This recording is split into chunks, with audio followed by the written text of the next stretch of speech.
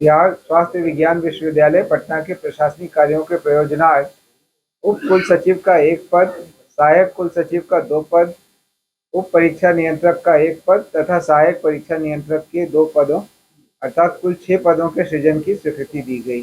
पर्यटकों के उड़ान को संपन्न कराने के लिए हेलीकॉप्टर की सेवा बिहार वित्त संशोधन नियमावली 2024 के संगत नियमों के आलोक में नामांकन के आधार पर प्रतिमाह 60 लाख रुपए एवं अनुमानित जीएसटी की दर पर अधिप्राप्ति तथा निर्धारित अवधि में अधिकतम 3 करोड़ 30 लाख रुपए एवं अनुमानित जीएसटी के प्रशासनिक स्वीकृति एवं व्यय की स्वीकृति दी गई। बिहार कैबिनेट की बैठक में आज कुल 17 एजेंडों पर मुहर लगी है। कौन कौन से एजेंडे हैं और क्या कुछ खास है, इसकी जानकारी अरविंद कुमार चौधरी कैबिनेट विभाग के सचिव देते नजर आ रहे हैं। क्या कुछ कह रहे, सुनिए।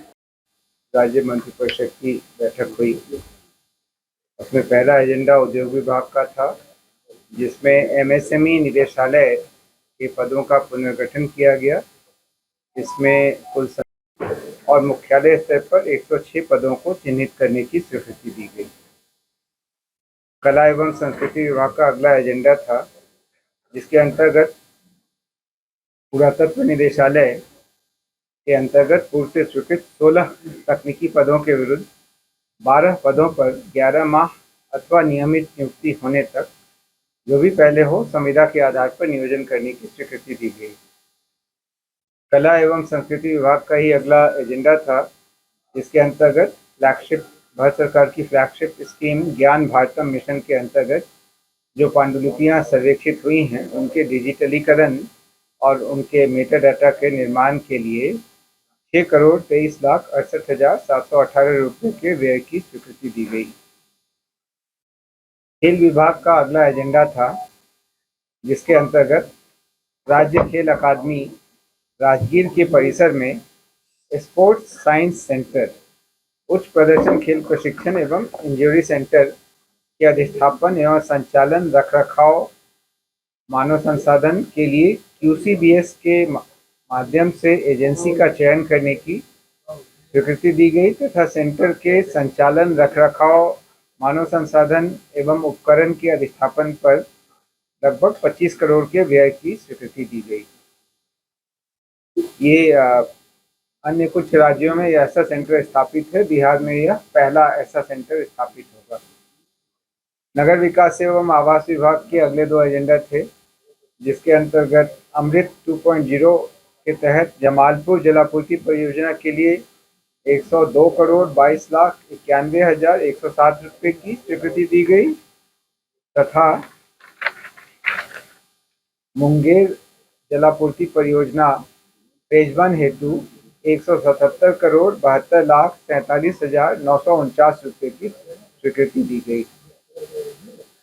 राजस्व एवं भूमि सुधार विभाग का अगला एजेंडा था, जिसके अंतर्गत नवादा जिला के रजौली अंचल में कुल 43.98 एकड़ अनाबाद बिहार सरकार की भूमि बिहार औद्योगिक सुरक्षा बल की स्थापना हेतु गृह विभाग को निःशुल्क अंतर्विभागीय हस्तांतरण की स्वीकृति दी गई।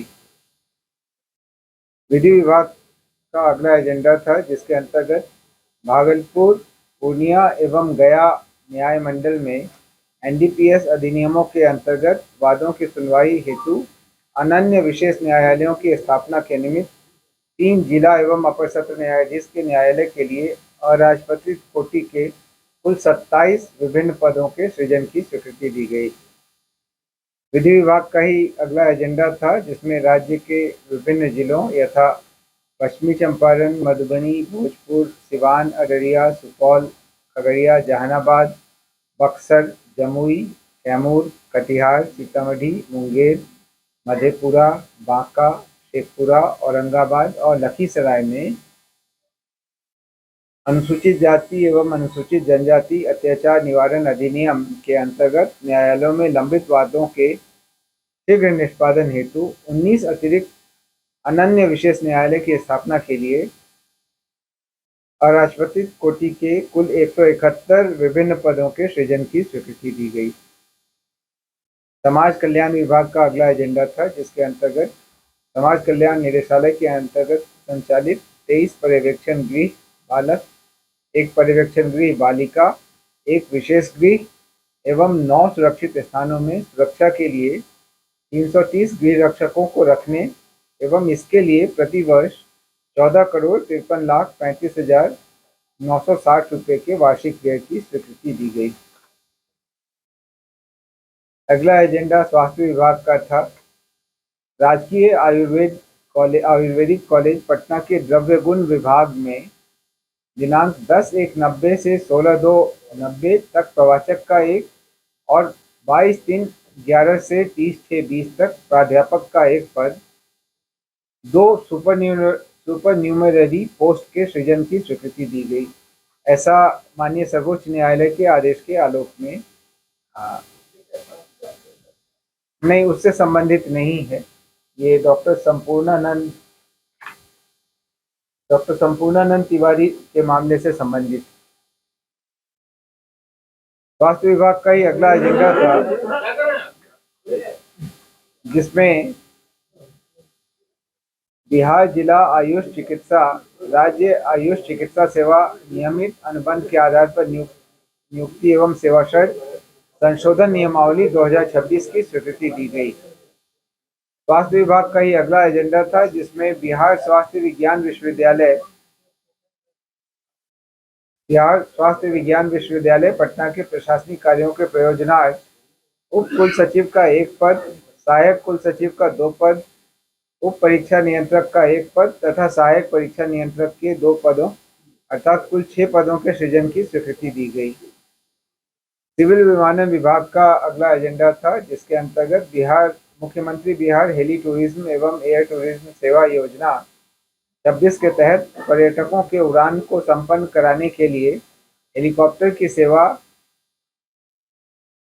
बिहार वित्त संशोधन नियमावली 2024 के संगत नियमों के आलोक में नामांकन के आधार पर प्रतिमाह 60 लाख रुपए एवं अनुमानित जीएसटी की दर पर अधिप्राप्ति तथा निर्धारित अवधि में अधिकतम 3,30,00,000 रुपए एवं अनुमानित जीएसटी के प्रशासनिक स्वीकृति एवं व्यय की स्वीकृति दी गई। स्वास्थ्य विभाग का अगला एजेंडा था, जिसके अंतर्गत 7 निश्चय 3 के तहत पब्लिक प्राइवेट पार्टनरशिप के आलोक में 16 ब्राउनफील्ड चिकित्सा महाविद्यालय एवं अस्पतालों, डेंटल कॉलेज एवं अस्पताल सहित को संचालित किए जाने हेतु निविदा के माध्यम से ट्रांजैक्शन एडवाइजर के रूप में चयनित PricewaterhouseCoopers प्राइवेट लिमिटेड PwC को लेटर ऑफ अग्रीमेंट निर्गत करने और इस पर होने वाले व्यय की कुल राशि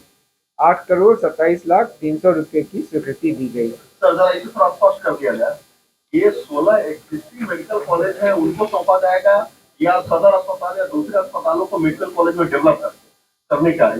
क्या है? तो ब्राउनफील्ड पूरा सब यहाँ कंफ्यूजन पैदा करता है।